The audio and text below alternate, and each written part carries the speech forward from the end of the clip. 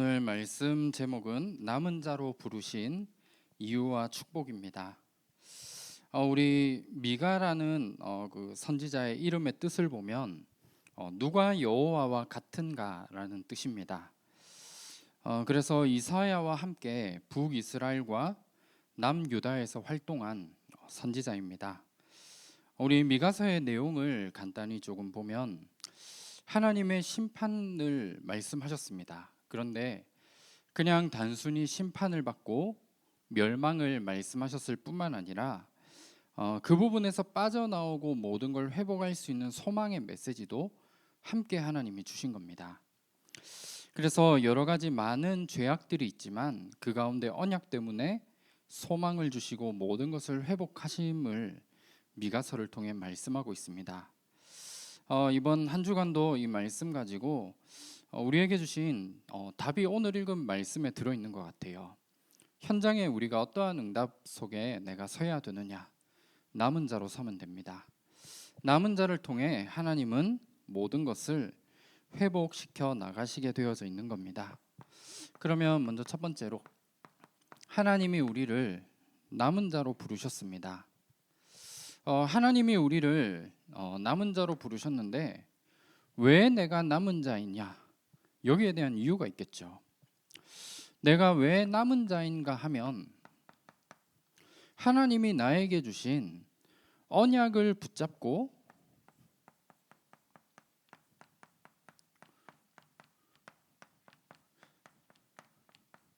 그 언약을 가진 자가 바로 남은 자입니다. 남유다가 왜 멸망받을 수밖에 없었느냐 하면 언약과는 반대되는 부분을 모든 것을 다 했던 겁니다. 그래서 결국 타락할 수밖에 없었죠. 그런 가운데에서 언약을 붙잡고 가지고 있었던 미가는 하나님이 주신 언약을 알고 있었습니다. 그래서 우리 미가서 7장 우리 20절 말씀 여기에 말씀을 보면 미가는 아브라함과 야곱에게 주신 언약을 미가는 알고 있었던 겁니다. 하나님이 나에게 주신 그 언약을 가진 자가 바로 남은 자입니다. 우리 모든 전도자분들이 언약을 가지고 있잖아요.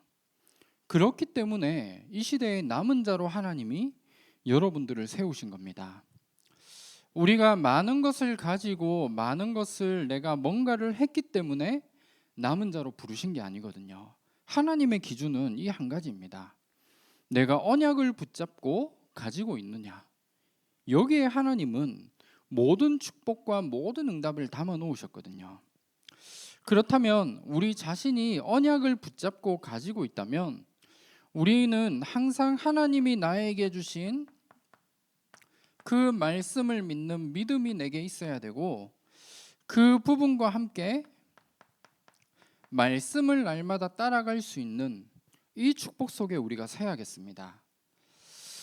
우리 미가를 통해서 많은 지도자들에게 하나님이 심판하실 이유에 대해 전달했습니다. 너희들이 이러한 부분을 가지고 있기 때문에 하나님이 너희들을 심판하실 것이다. 이걸 전달하게 되었죠. 그런데 많은 지도자들은 하나님의 심판에 대한 두려움이 없었습니다. 우리도 흔히 그럴 수 있는 것 같아요.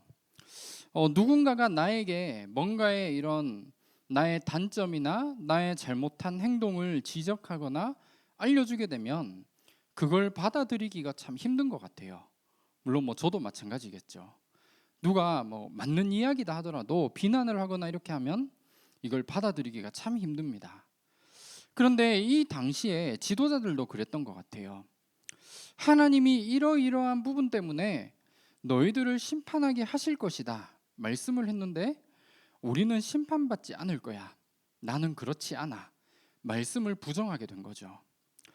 우리 미가서 2장 6절 말씀 여기 보면 그들이 말하기를 너희는 예언하지 말라. 이것은 예언할 것이 아니거늘 욕하는 말을 그치지 아니한다 하는도다 말씀하고 있습니다. 하나님의 심판에 대해서 말씀을 했는데 그런 일이 일어나지 않을 거기 때문에 미가에게 다시는 자기들에게 이야기하지 말라 전달하게 되는 겁니다.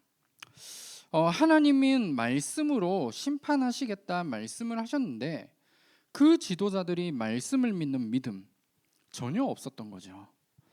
그래서 결국은 심판 가운데 있을 수밖에 없었던 겁니다. 우리도 하나님의 말씀을 받게 되잖아요.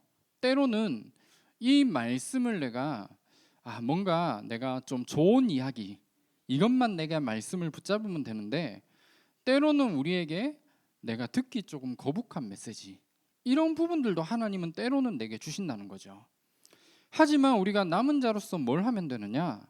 하나님이 나에게 주신 언약의 말씀을 붙잡고 그게 내가 듣기 싫어지고 뭔가 내가 듣기 거북한 말씀이더라도 말씀을 따라갈 수 있는 그 사람이 바로 남은 자라는 겁니다. 하나님이 우리에게 말씀을 왜 주시느냐 하면 말씀을 내게 주시고 그 말씀이 내 상황과 내 문제에 대한 답이 되지 않더라도 하나님은 그 말씀을 성취하시기 위해서 우리에게 말씀을 주시는 겁니다. 우리 예레미야 33장 2절에도 말씀하고 있죠. 일을 행하시는 여호와 그것을 만들며 성취하시는 여호와이심을 말씀하고 있습니다. 우리에게 말씀을 주시는 이유가 있다면 그 말씀이 내 삶과 맞지 않더라도 내가 언약으로 붙잡게 될 때 하나님은 말씀을 성취시켜 나가신다는 거죠. 그리고 하나님이 우리에게 하나님께서 나에게 하시고자 하는 그 모든 일들을 어떻게 보여주시느냐? 말씀으로 보여주시게 되어 있습니다. 그래서 우리는 말씀 붙잡고 말씀 따라가는 게 나의 모든 미래에 대한 답이 이 속에 들어있고 내 현실과 상황을 넘어설 수 있는 비밀이 말씀 붙잡고 말씀 따라가는 겁니다. 그 사람을 두고 뭐라고 하느냐? 오늘 말씀 나오죠. 남은 자입니다. 하나님이 나를 남은 자로 부르셨기 때문에 우리는 말씀을 언약으로 붙잡고 말씀 따라가는 이 응답 속에 내가 서야겠습니다. 그러면 두 번째로 하나님이 나를 남은 자로 나를 부르셨는데 그 남은 자에게 어떠한 축복을 주실 것인가? 이 부분을 우리 미가서에서 말씀하고 있습니다. 이스라엘 모든 민족들에게 결국 심판이 있을 것이다 말씀을 주셨거든요. 그런데 이러한 심판이 있지만 그 가운데에서 남은 자를 하나님은 지키실 것임을 말씀하고 있습니다. 미가서 2장 우리 10절에서 13절에 말씀하고 있는 부분이죠. 여기에 말씀들 보면 모든 지도자들의 멸망에 대한 부분을 말씀하시면서 남은 자들에게 피할 길을 말씀하셨고 그 남은 자를 모으시고 지키실 것을 말씀하고 있습니다. 우리가 있는 현장이 아무리 어렵더라도 한 주간 언약 붙잡으시길 바랍니다. 하나님이 우리를 지키시게 되어 있습니다. 우리가 있는 현장 보면 멸망받을 것처럼 그런 현장이잖아요. 그렇다고 지도자들이 타락 속에 있다 그걸 제가 말씀드리는 게 아니라 우리가 있는 현장을 보면 심판이 충분히 내릴 만한 그런 일들이 너무 많다는 거예요. 그러면 나는 무엇을 하면 되느냐? 나를 남은 자로 부르셨기 때문에 하나님이 나를 지키신다. 이 축복을 언약으로 붙잡는 거예요. 그리고 결국은 포로로 또 갈 수밖에 없거든요. 그런데 하나님은 남은 자들을 여기에서 빠져나와 구원하실 것임을 말씀하고 있습니다. 우리 미가서 4장 10절 말씀에 나오는 부분입니다. 바벨론의 포로로 가게 될 것이지만 그 가운데 남은 자들을 하나님은 빠져나오게 하시고 구원하실 것을 말씀하고 있습니다. 그리고 남은 자에게 어떠한 축복을 우리에게 약속하셨느냐? 나를 통해 모든 민족과 모든 사람들이 하나님을 예배하고 하나님을 섬기게 되는 이 응답 우리에게 주시게 되어져 있는 겁니다. 이 축복 이번 한 주간 날마다 누리시길 바랍니다. 미가서 4장 우리 1절에서 3절에 말씀 나오는 부분이죠.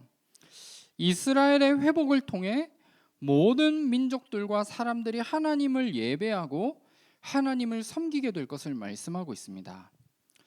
이번 한 주간 우리가 있는 모든 현장에서 나 한 사람을 통해 모든 사람들이 하나님을 알게 되고 하나님을 예배하고 섬기게 되는 그 응답들을 날마다 누리시길 바랍니다. 이 응답이 뭐냐? 결국 내가 있는 현장에 모든 사람들을 복음으로 살린다는 거예요. 이 축복을 우리에게 날마다 누려야겠습니다.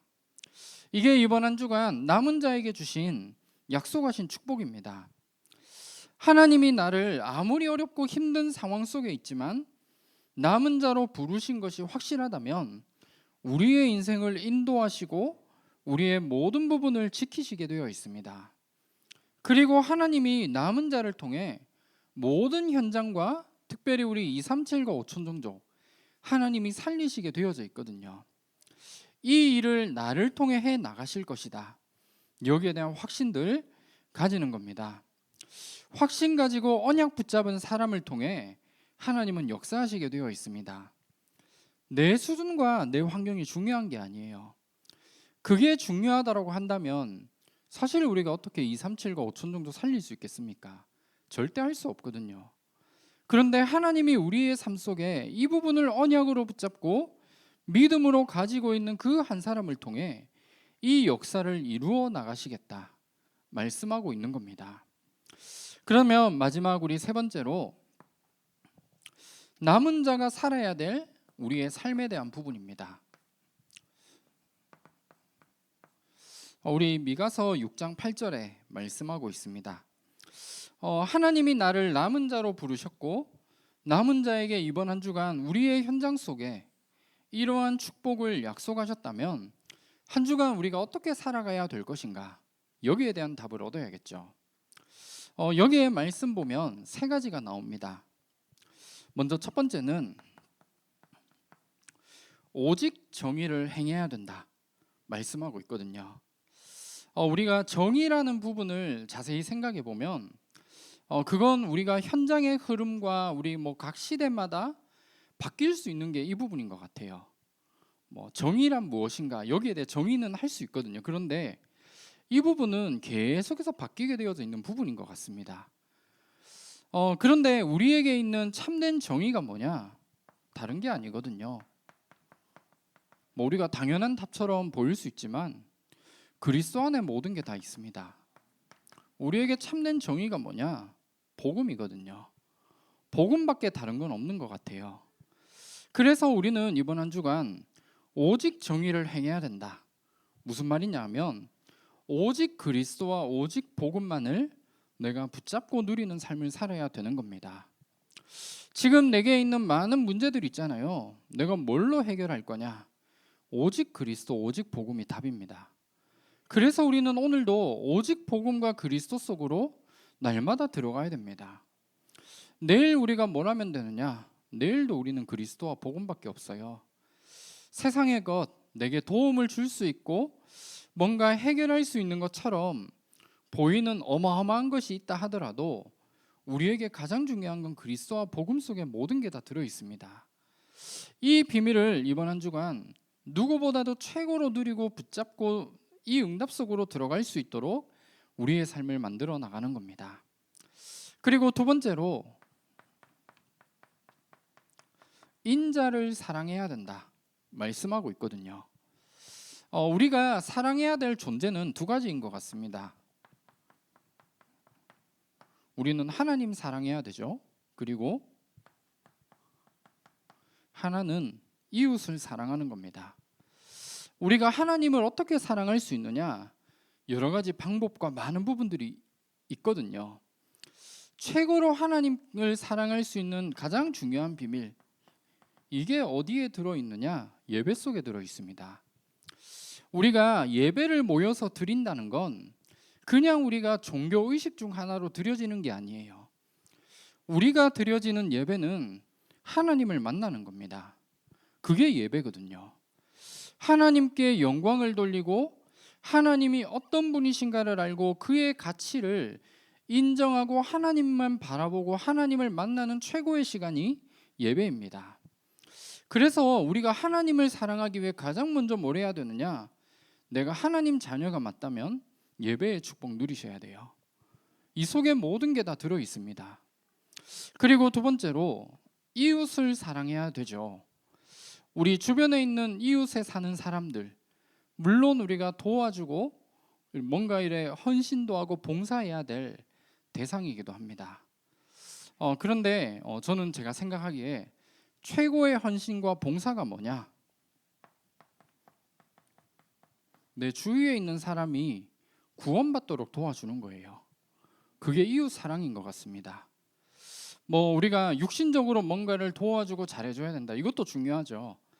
그 모든 근본을 바꿀 수 있는 건 그 사람이 영적으로 새로운 생명을 얻을 수 있도록 만들어주는 것. 이게 진정한 이웃 사랑인 것 같습니다. 그래서 우리가 뭘 시작하면 되느냐? 내 주위에 있는 사람들 두고 기도하는 거예요. 이 사람에게 정확한 복음이 들어갈 수 있도록 우린 이 부분을 마음에 담고 기도하는 거거든요. 이 속에 우리에게 모든 축복과 응답이 다 들어 있습니다. 그리고 마지막 세 번째는 우리 여기 말씀 보시면 겸손하게 하나님과 함께 행해야 된다라는 이 부분을 말씀하고 있습니다.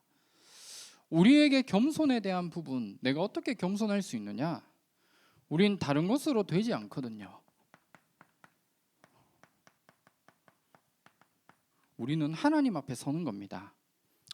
내가 어떠한 작은 걸 하더라도 그 일을 하나님 앞에서 한다. 그 일이 잘 되어도 하나님께 영광 돌릴 수 있는 부분이고, 혹시나 안 되어진다. 하나님의 계획이 있거든요. 우리에게 진정한 겸손은 내가 하나님 앞에 서는 것 같습니다. 우리 코람데오라고 하죠. 내가 하나님 앞에 서게 될 때 진정한 겸손이 내 삶을 통해 나오게 되어 있습니다. 하나님이 원하시는 게 뭐냐? 오직 정의를 행하는 겁니다. 한 주간 오직 그리스도, 오직 복음만 붙잡는 우리의 삶이 되어져야 됩니다. 그리고 우리가 집중하며 올인해야 될 게 뭐냐? 예배의 축복이거든요. 예배를 통해 하나님이 주신 힘을 가지고 내가 있는 현장에 많은 사람들을 살리는 이 응답 속에 나는 서는 겁니다. 그리고 우리는 모든 것들을 할 때 하나님 앞에서 하는 거죠. 이 속에 우리에게 모든 축복들이 다 들어 있습니다.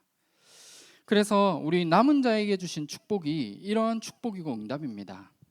그래서 이번 한 주간도 하나님이 나를 남은 자로 부르신 사실에 대한 확신, 믿음 붙잡으시길 바랍니다. 문제와 어려움이 있어도 상관없거든요.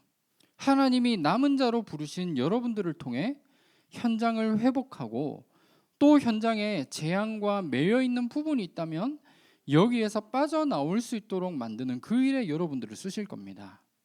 이게 남은 자에게 주신 축복이거든요. 그리고 아무리 멸망받을 것처럼 보일 수 있죠. 하나님은 여러분들을 지키시고 인도하시게 되어져 있습니다. 이게 하나님이 주신 축복이에요. 그래서 이번 한 주간도 이 부분들 가지고 우리가 살아야 될 삶에 대한 부분, 오늘도 우리는 오직 그리스도 복음입니다. 내일도 우리는 그리스도와 복음 붙잡으면 되거든요.